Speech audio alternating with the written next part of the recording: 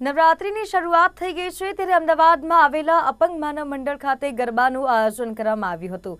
આ ગરબામાં દિવ્યાંગ બાળકોએ જોરશોરથી ભાગ લીધો હતો। બાળકો દિવ્યાંગ હોવા છતાંય જ્યારે ગરબાનો તાલ શરૂ થયો ત્યારે તેઓ બધું જ ભૂલીને ગરબાના રંગમાં રંગાઈ ગયા હતા। આ બાળકોને ઉત્સાહ વધારવા માટે તેમના પરિવારના સદસ્યો પણ ઉપયોગમાં આવી રહ્યા હતા। મહત્વનું છે કે તેમજ કાર્યક્રમમાં અતિથિ તરીકે સદવિચાર પરિવારના મેનેજિંગ ટ્રસ્ટી પ્રવીણ લહેરી પણ ઉપસ્થિત રહ્યા હતા।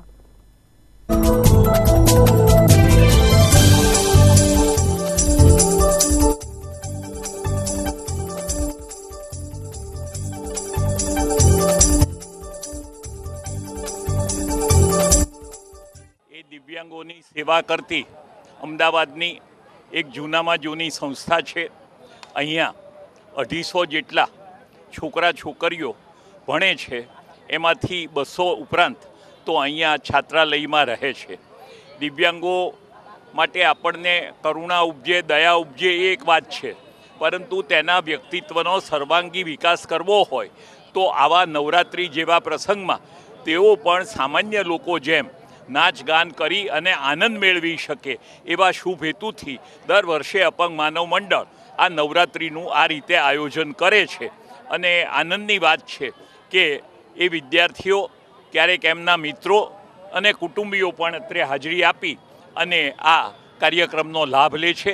આપણા માટે ગુજરાતમાં ગરબાનું કામ એ સૌથી વધારે મહત્ત્વનું કામ છે, કારણ કે એમાં તમામ ઉંમરના, તમામ આવક જૂથવાળા, તમામ લોકો બધું જ ભૂલીને સાથે જે માતાજીની આરાધના પેટે નૃત્ય ગાન કરે છે એ આપણા માટે એક આગવી પરંપરા છે। અને હવે તો યુનેસ્કોએ પણ આ ગરબાને એક વિરાસત તરીકે માન્યતા આપી છે, તો એ વિરાસત જાળવી રાખવાનો આ અપંગ માનવ મંડળનો પ્રયત્ન ખૂબ અભિનંદનને પાત્ર છે। છેલ્લા 66 વર્ષોથી દિવ્યાંગો માટે કાર્ય કરે છે અને અમે વિવિધ ધર્મોના તહેવારો અહીંયા ઉજવતા હોઈએ છીએ, જેમ કે અમારા ત્યાં જન્માષ્ટમી પણ થાય છે, નવરાત્રિનું પણ સેલિબ્રેશન થાય છે, ક્રિસમસ વખતે અમે ક્રિસમસ પાર્ટી પણ કરીએ છીએ, એટલે હોળી ધૂળેટી વખતે પણ બાળકો અહીંયા આગળ આનંદ કરે છે। એટલે સંસ્થાની પરંપરા રહી છે કે બાળકોને લગભગ દરેક ધર્મનું જ્ઞાન મળે અને બાળકોને એક સેલિબ્રેશનનો મોકો મળે, કારણ કે બાળકો એમના ઘર પરિવારને છોડીને આખું વર્ષ અહીંયા આગળ રહે છે, તો એમને એ તહેવારોની ઉજવણીનો અફસોસ ના રહે એ જોવાનું સંસ્થાના ટ્રસ્ટીઓ સુનિશ્ચિત કરે છે। હમણાં આપણે જેમનો ઇન્ટરવ્યૂ જોયો એક ક્ષિતિજભાઈ મદન મોહન સંસ્થાના મેનેજિંગ ટ્રસ્ટી હતા અને પ્રવીણભાઈ લહેરી આપણા ગુજરાતના એક સચિવ હતા અને અત્યારે સદવિચાર પરિવારના મેનેજિંગ ટ્રસ્ટી છે। એટલે આવા મહાનુભાવો અહીંયા આગળ વારંવાર સેવા આપતા રહે છે અને સંસ્થાને આગળ લઈ જઈને ધપાવવાનું કામ કરે છે।